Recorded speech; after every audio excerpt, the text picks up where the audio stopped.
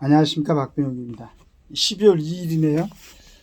요 며칠은 제가 이게 방송을 올리질 못했습니다. 뭐라 할까?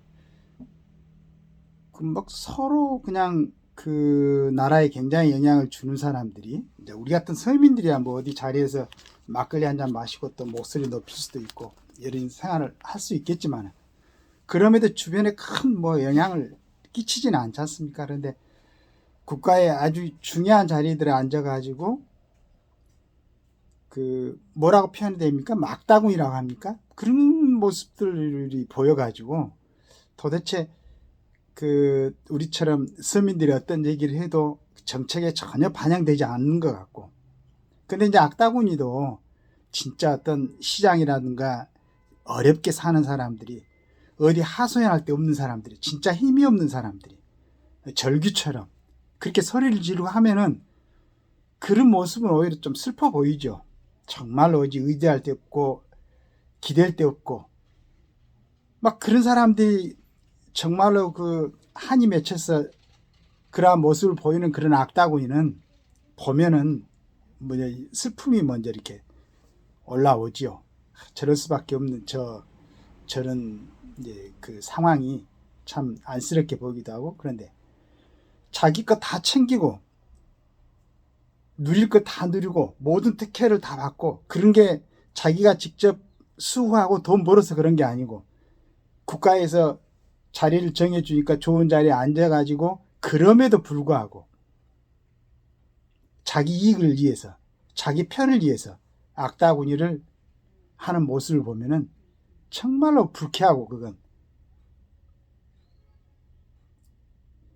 예전에 우리는 그 참 그 뭐 염치라든가 체매라든가 이런 단어들이 일상생활화 돼 있죠.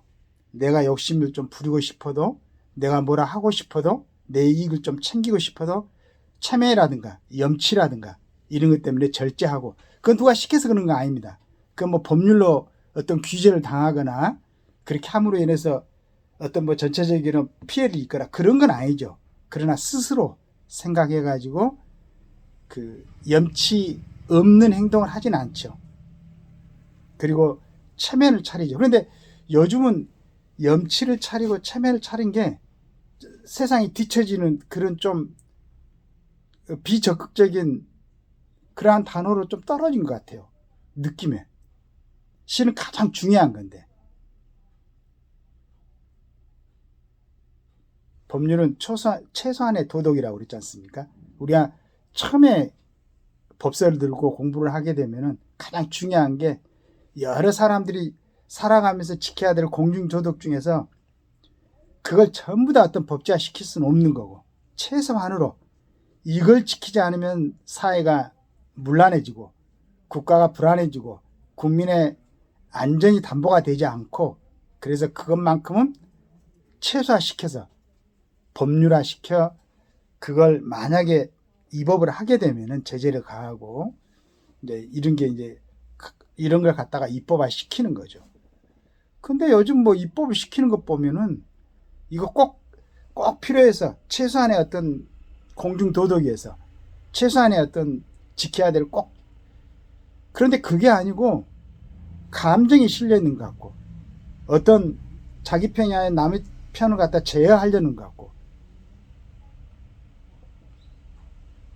그래서 제가 항상 말씀드리지만은 저는 국가의 고위 공무원이나 그렇지 않으면 국회의원들이나 또 법조계 근무하시는 분들을 존경하고 싶어요. 왜냐하면은 항상 얘기하지만은 일반적으로 좀 어느 순간에 집중하지 않으면은 또 그런 시험을 통과할 수가 없으니까 집중을 했고, 그 다음에 이제 그런 공부를 하고 했었고, 또 능력이 있고 어느 정도의 또 생각의 깊이도 있을 거고, 그래서 그 자리에 갔을 거란 말입니다.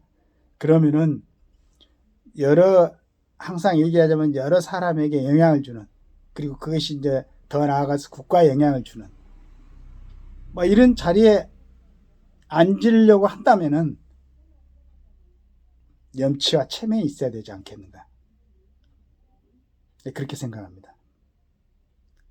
그래서 고위공직자들이나 정치하는 사람들한테는 가장 필요한 게 염치와 체면인 것 같다. 요즘 보니까 그러는 것 같아요. 모든 문제는 자기들이 다 만들어 놓고 끊임없이, 그 다음에 이제 제가 항상 그 참 부정한 면을 보충하기 위해서 신문에 사설을 보고 이렇게 얘기를 하고 합니다만은, 거기에다 글을 쓰는 분들, 이런 분들도 가만히 보면은 물론 제가 항상 이제 감탄하죠. 감동을 받고 거기서 좋은 걸 갖다가 이제 발췌해 가지고 또 여러분들하고 같이 나누고 그러는데, 어떤 분들은 가만히 보면은 어떤 한쪽으로 갖다가 다른 사람들의 생각을 모아가기 위해서, 그런데 그게 궁극적으로는 전체적으로 꼭 이익이 안 되는 것 같은데, 자기가 갖고 있는 온갖 그 언어를 구사를 해가지고 전체적으로 보면은 국가적으로나 국민들한테 별로 바람직하지 않는데, 그쪽으로 이렇게 끌어가려는 그런 의사를 갖고 글을 쓰거나 또 뭐 강연을 하거나 이런 분들이 있는 것 같아요. 나 이런 분들한테 염치나 체면을 좀 가져보라고 정말로 얘기를 하고 싶습니다. 그 정도 사회에서 기존의 사람들한테 기존의 존경을 받아왔고 인지도가 있어가지고 또 좋은 자리에 앉아가지고 여러 가지로, 그 다 국민의 세금 아닙니까? 그걸로 갖다가 그 자기의 어떤 생활을 하고 있으면은 거기에 보답하려면 내가 여러 사람들 앞에서 어떤 얘기를 해야 되겠는가, 어떻게 이분들한테 얘기를 전달해 가지고 전체적으로 좀 좋은 방향으로 나갈 수 있게, 이걸 고민해야 되겠는데, 정말로 어떤 사람들은 보면 다는 아닙니다. 일부는 아주 강교하고 자기가 갖고 있는 지식을 총동원해 가지고 상대편을 거꾸로 뜨리려는 그런 아주 생각을 갖고 이러는 것 같아 가지고, 제가 이 방송을 갖다가 한 며칠, 한 근 일주일을 안 올렸어요. 이 해봤자 소용도 없겠구나. 그리고 또 저 사람들이 저렇게 비칠 때 내가 어떤 얘기를 한다고 해서 이게, 저도 스스로 저를 갖다 정확하게 이제 진단을 못하니까 얼마나 다른 사람들하고 교감이 되는 얘기가 될 수 있겠는가, 이런 이제 의문이 들어가지고 며칠간은 그냥 이제 흘려 보냈는데, 그래도 12월이지 않습니까? 어제 12월 1일 참 좋은 계절이 시작됐고, 물론 이제 눈이 많이 내려가지고 또 그걸로 이렇게 참 슬픔을 당하는 사람도 있었는데, 여하튼 이제 12월 지금 오늘 2일입니다. 마무리할 때가 됐습니다. 한번 국정을 살피고 있는 사람들이라든가 정치를 하는 사람들과 한번 돌아보시기 바랍니다. 제가 아침에도 신문 보니까 너무 신문에 사설 이름이 이래요. 국정 방해가 유일한 목적인 감액 예산 폭주, 정치복을 끊겠다는 이 대표의 보복 정치, 현안 협의조차 못하고 3주 만에 자초된 여의정 협의체. 이게 전부 다 어떤 사람들이 하는 겁니까? 전부 정치하는 사람들, 국정을 책임진 사람들, 그 다음에 사회에서 선생님이라고 존경받던 의사단체들, 정부들,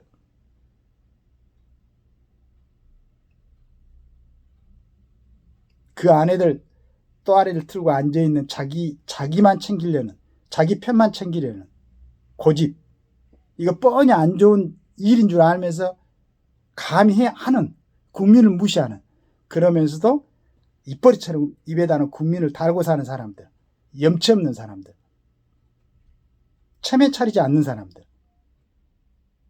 체면이나 염치는 갖다 던져버리고 그러면서 힘이 있으니까 법망에 걸리지는 않으려고 어떻게 하는 이거 뻗어나가려고 하는 사람들. 얼마 전에 어떤 사람이 천망해 소위 분류라고 그랬죠. 저는 이제 그 사람이 그 얘기를 하는 것 보고 두 가지로 해석이 됐습니다. 저 사람이 뭔가 사회정의를 하려고 했는데 자기 힘이 붙여가지고 못하고 떠나면서 그 아쉬움을 그렇게 표현했는가? 그렇지 않으면은 국민들을 우롱하는 건가? 충분히 할 수 있는 권한과 자리에 있었으면서 불구하고 2년 몇 개월 동안 방치하다가 저 얘기를 하고 가는 건가? 그렇지 않으면은 나름대로 열심히 한번 그 자리에서 해보려고 했는데 여러 세력들에 의해서 견제를 당하고 그 힘에 눌려서 하지 못하고 떠나는가. 두 가지 해석이 됐습니다. 그런데 어떤 게 답인지는 모르죠.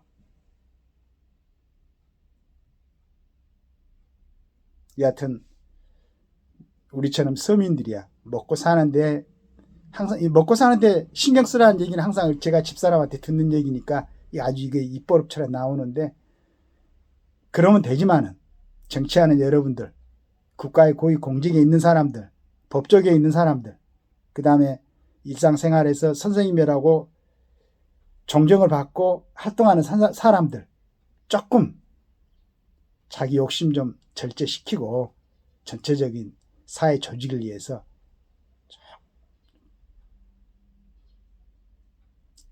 그런 모습을 좀 보여주셨으면 감사하겠습니다. 12월 달에 들어섰습니다. 1년 마무리, 지금까지는 어떻게 해왔든 간에 잘 정리하는 나머지 기간이 되기를 바라겠습니다. 감사합니다.